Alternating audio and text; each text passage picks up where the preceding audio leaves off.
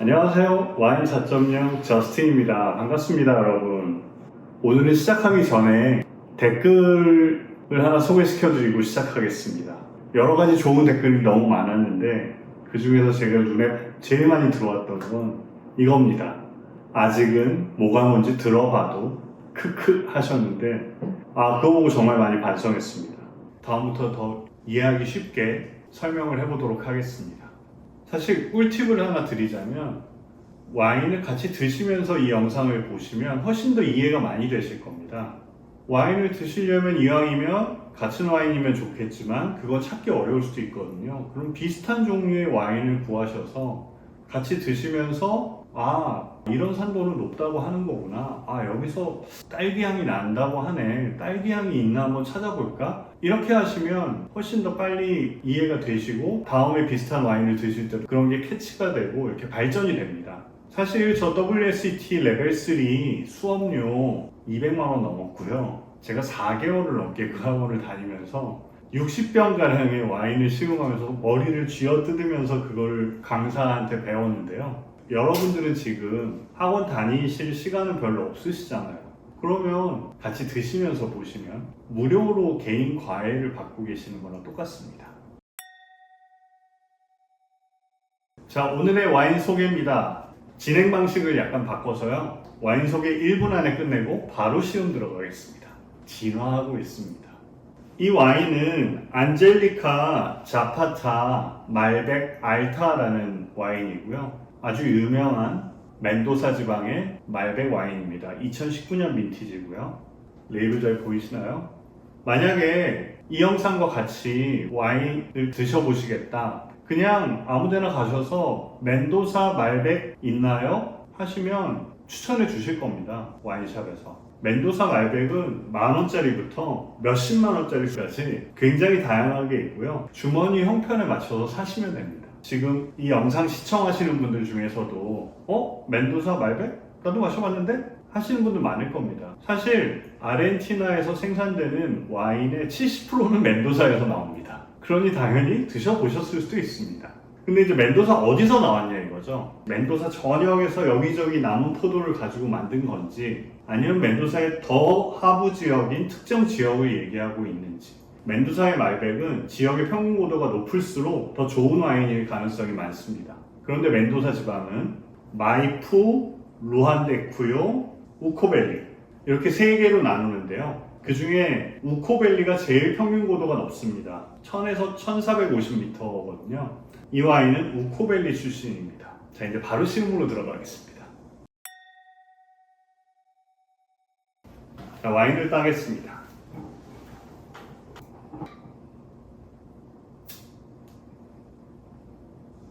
와, 코크가 엄청 길어요. 자, 안젤리카 자파타 말백 알타 2019년 시음 시작하겠습니다. 우선 눈으로 한번 보겠습니다. 우선 색깔을 보니까 굉장히 깊은 보라색이고요. 색깔 한번 보여드릴까요? 완전 보라보라하죠? 오늘은 또 하나 알려드릴 텐데, 와인잔이 눈물을 흘립니다. 이렇게 살짝 기울였다가 놓고, 여기 지금 와인잔이 눈물을 흘리는 게 보이시나요? 심지어는 눈물이 보랏빛이 돕니다. 이러면 눈물이 굉장히 천천히 내려오는 와인이니까 뭘 알 수 있냐면 점도가 높구나, 알코올이 높구나, 이런 힌트를 얻을 수 있고요. 근데 자세히 와인을 보면 약간 와인이 투명도가 살짝 떨어집니다. 일부러 마지막 여과를 좀 덜 하는 경우가 있습니다. 그러면 그 여러 가지 찌꺼기들이 병입된 상태에서도 좀 발전을 하라고 남겨놓는 와인들이 있습니다. 고급 와인들이 주로 쓰는 수법인데요. 이 와인은 그거를 한 것 같습니다. 말백은 아르헨티나 멘도사가 고향이라고 잘못 알고 계시는 분들 꽤나 있습니다. 사실 근데 이 말백은 프랑스에서 이민 가서 대성공한 케이스입니다. 고향은 프랑스 남서부의 이쪽 지역에서 자라던 아이들인데요. 거기에 까오라는 마을이 있고요. 아주 색상도 진하고 탄닌도 강하고 해서 블랙 와인으로 불리우는 와인들을 지금 만들고 있습니다. 1956년에 겨울이 추워서 동해를 입어서요. 대부분 말백들이 죽었고 대부분의 생산자들이 말백을 포기했습니다. 그 중에 가운은 아직 생산을 하고 있지만요. 그런데 이게 아르헨티나로 이민을 옵니다. 멘도자라는 지방에서 너무나도 성공적으로 자라서 아무래도 그 기후, 토양, 환경 이런 게 딱 맞았겠죠, 말백하고. 그래서 아예 그냥 거기 토착 품종인 것처럼 전 세계에 알려져 있습니다. 향을 한번 맡아보겠습니다. 우와, 향의 강도는 정말 아주 강렬합니다.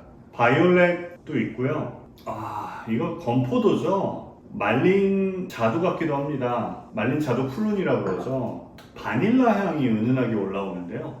후추가 있네요. 살짝 한번 맛을 볼까요?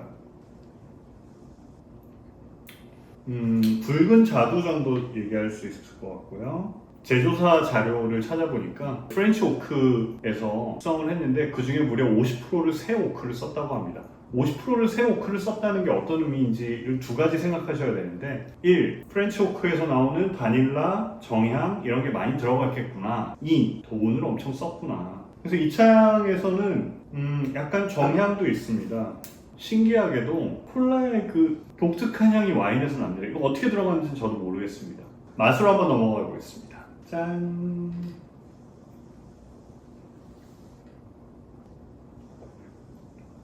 당도는 드라이가 제일 안 단 거고 그 다음이 오프 드라이인데 드라이 중에서 제일 오프 드라이에 가까울 정도로 당도가 살짝 있어요. 타닌은 입안을 조이는 게 한 7초 정도 이어지는 것 같고요. 하지만 굉장히 부드러운 타닌입니다. 기분 좋은 타닌입니다. 산도를 한번 확인해 보겠습니다. 산도도 와인을 넘긴 다음에 양 볼에서 침이 고이는 시간이 약 7초 정도 나오는 거 보니까 중간 플러스 정도 되는 산도를 가지고 있는 와인이라고 생각이 들고요. 그러면 말백치고는 상당히 높은 산도입니다. 와이너리의 자료를 보니까 우코밸리에서도 안젤리카 썰 포도밭에서 수확한 포도로 만든 와인이더라고요. 평균 고도가 1090m더라고요. 산도가 왜 높은지를 생각을 해보니까 1090m에서 포도를 키워요. 포도는 햇빛을 받는 낮에는 보유 산도가 떨어집니다. 포도 열매가 맺힌 다음부터 산도는 계속 떨어지게 돼 있습니다. 덜 익은 풋사과 이런 걸 먹어보세요. 엄청 시죠. 왜냐면 산도가 아직 높거든요. 덜 익어서. 그게 햇볕을 계속 받으면서 산도가 떨어지거든요. 그러면서 이게 이제 완숙되는 건데요. 고도가 높으면 장점이 낮에는 일조량을 많이 받아서 산도가 떨어지지만 밤이 되면 온도가 뚝 떨어집니다. 해가 사라지거든요. 그러면 산도가 떨어지는 게 속도가 줄어듭니다. 이 와인이 말백 품종인데도 중간 플러스의 산도를 보여주는 건 높은 고도와 관련이 있습니다. 오늘 많이 마셨나봐요. 또 따라야겠는데요. 취하는데 큰일 나는데요. 알코올 한번 볼까요? 뭐 중간 정도 알코올이네요. 한번 볼까요? 13.5% 알코올입니다. 알코올은 이렇습니다. 원래 일조량이 높아지면 포도의 당도가 올라갑니다. 그러면 높은 당도를 확보한 상태에서 와인을 만들면 높은 알코올로 만들어지는 겁니다. 당분에 효모를 더하면 알코올이 나오고 이산화탄소가 발생합니다. 당도의 단위는 브릭스입니다. 브릭스 어디서 보실 수 있냐면요. 여러분들 대형마트 가가지고 과일들에 보면 뭐 15브릭스, 뭐 12브릭스에서 가격 차이가 나는 거 보셨죠? 근데 대략적으로 브릭스를 이 정도로 나누면 만들 수 있는 알코올의 최대치가 나옵니다. 얘가 13.5%의 알코올을 뽑아냈다면 당도는 최소한 27브릭스였습니다. 이 와이너리의 이 사진을 한 장 보시면 바로 어떤 환경에서 만들었는지 이해가 되실 겁니다. 뒤에 안데스 산맥 쫙 보이시죠? 눈 덮인 그 앞이 포도밭입니다. 여기가 막 1000m가 넘는 곳이에요. 굉장히 건조하고 굉장히 덥고 와인용 포도를 재배할 땐 봄철에 물이 제일 많이 필요합니다. 근데 여기 연간 강수량 아마 300ml도 안 될 거예요. 그러다 보면 봄철에 물이 없어서 막 땅이 쩍쩍 갈라지고 이러면 포도공사 망칩니다. 그래서 물을 줘야 됩니다. 근데 이 우코밸리 쪽에서는 그 물 어디서 올까요? 역시 이 사진을 보시면 바로 이해가 되실 겁니다. 저 뒤에 만년설 있잖아요. 봄이 되면 녹아내릴 거 아닙니까? 그 물 그냥 여기다 쓰면 되죠. 바디가 어떤지 볼까요? 이건 무거운 바디인데요. 알코올이 13.5도라고 해도 바디는 소위 풀바디입니다. 여운 볼까요? 여운 굉장히 길어요. 긴 여운입니다, 이거. 특히 붉은 과일로 만든 잼의 맛이 계속 입안에 맴돕니다. 자, 이제 안주를 하나 만들어 오겠습니다. 여러분들 잠깐 기다리시고요. 그 전에 한번 짠 하시죠. 짠!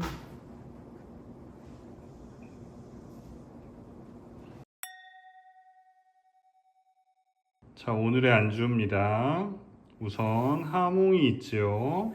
스페인에서 생산되는 건조 경화 햄의 일종이죠. 하몽은 원래 돼지의 뒷다리를 통째로 말렸다가 이렇게 스탠드에 세워놓고 거기서 얇은 슬라이스 칼을 이용해서 손으로 깎아내고 판매를 합니다. 다음 살치촌이 있죠.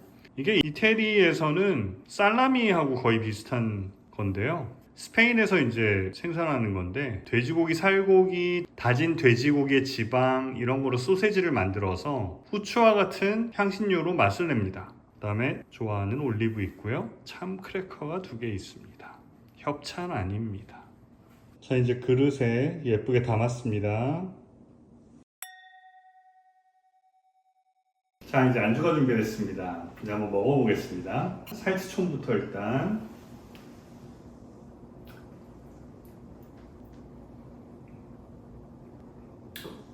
이 와인 진짜 맛있어요. 오늘 진짜 마음에 드는 와인을 만났습니다. 이 살치초는요, 기름기 있는 부분이 있잖아요. 중간 플러스 이상 나오는 산도라 가지고 깔끔하게 씻어줍니다. 이거 와인 안주로는 저는 이런 식의 말린 고기들이 최고로 잘 맞는다고 생각합니다. 배를 채우려고 먹는 거 말고 와인만 마시기엔 좀 뭐하다 이런 말린 고기들 정말 좋습니다. 하몽을 한번 먹어보겠습니다. 하몽이죠, 여러분. 굉장히 얇아요. 원래 얇게 썰어내는 게 기술이거든요. 이 하몽이 약간 짭짤한 편인데도 와인 맛을 크게 해치지 않아요. 산도도 그다지 많이 깎아 들어가지 않고요. 이렇게 입안을 씻어내고 싶을 땐 참 크래커만한 게 없죠. 자, 이제 블랙 올리브 한번 갑니다. 블랙 올리브. 정말 오묘한 맛과 향이 납니다. 짠! 제가 아까 종합 품질 평가도 안 했고 비비노 평점도 안 매겼습니다. 그래서 부득이하게 제가 마시고 싶어서 마시는 게 아니라 어쩔 수 없이 또 마시게 되네요. 오늘 뭐 그냥 혀도 꼬이고 있어요, 이제 막. 자, 이제 종합 품질 평가를 해야죠. 일단 복합미 1, 2, 3차향 고르게 여러가지 많이 나오고 있어서 복합미는 아주 좋습니다. 밸런스 한번 볼까요?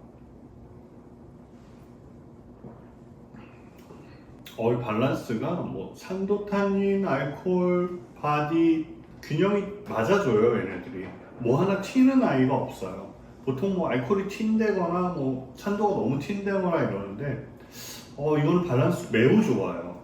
그 다음에 풍미 강도 엄청 세죠. 여운 굉장히 길다고 아까 말씀드렸잖아요. 이거는 뭐 엑셀런트죠. 훌륭한 와인, 최고 등급이죠. 잘 기억은 안 나지만 저희 채널에서 했던 와인들 중에 제가 훌륭한을 준 게 거의 처음인 것 같은데요. 비비노 평점 준다면 제가 이렇게 과실향 중심에 아주 향이 강렬하고 맛도 강렬하고 뭐 이런 거 점수 약간 후합니다. 그래서 4.5 가겠습니다. 오늘은 뭐 4.0 정도가 아니라 아주 4.5짜리를 발견했습니다. 미션 클리어! 짠! 다음 주 와인 소개해야죠. 취합니다. 다시 프랑스 부르고뉴로 갑니다. 부르고뉴에 정말 쟁쟁하고 좋은 화이트 와인들이 많이 있지만 그 중에 이제 샤블리 거를 하나 구해왔습니다. 부르고뉴니까 일반 마을급 있고 프리미에르급 있고 그랑크리급 있겠죠. 그 중에 프리미에르급입니다. 짠! 몽드 밀류 프리미에르 꿀이 2021년 만든 곳은 도멘 디 샤도네입니다. 그래서 다음 주에는 이 와인을 가지고 시음을 한번 해보도록 하겠습니다. 이 구독이 여러분들 안 늘어나고 있어요. 여러분들은 거의 다 구독자실 거예요. 지금 이 영상을 보고 계시는 분들은. 나는 구독했으니까 뭐 된 거지? 라고 제발 생각하지 마시고 주변에 이런 거 좋아하실 분이 있으면 제발 한 명씩만 전파를 좀 해주십시오. 이 구독이 늘어나야 제가 즐거워서 다음엔 더 이것도 한번 해봐야지 저것도 한번 해봐야지 하게 됩니다. 요즘 힘이 좀 빠지고 있습니다, 여러분. 좋아요도 좀 눌러주시고요. 댓글엔 이런 거 좀 해주세요. 이런 와인 좀 해주시면 안 되나요? 이런 거 좀 올려주십시오. 꼭 와인 이름을 안 써도 되고요. 뭐 어느 지역의 어떤 품종 와인 좀 해주시면 안 되나요? 이러면 제가 그 중에 잘 골라서 해보도록 하겠습니다. 100만원짜리 이런 거 하면 좀 못해요, 어차피. 안녕.